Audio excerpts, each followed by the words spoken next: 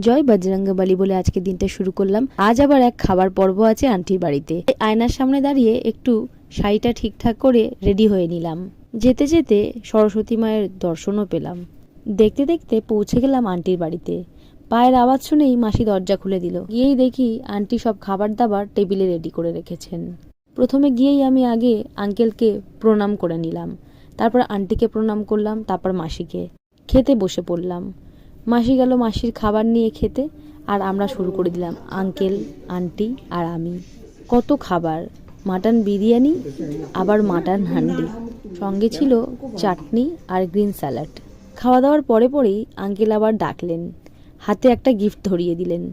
বসে আবার গিফটটা খুলে দেখলাম, বাহ, ভারী সুন্দর একটা গিফট। আন্টি আবার প্যাকেটে করে দিয়েও দিলেন আইসক্রিম, মিষ্টি। আইসক্রিমটা খেতে খেতে বাড়ি ফিরলাম। আজকের জন্য এটুকুই। দেখা হচ্ছে নেক্সট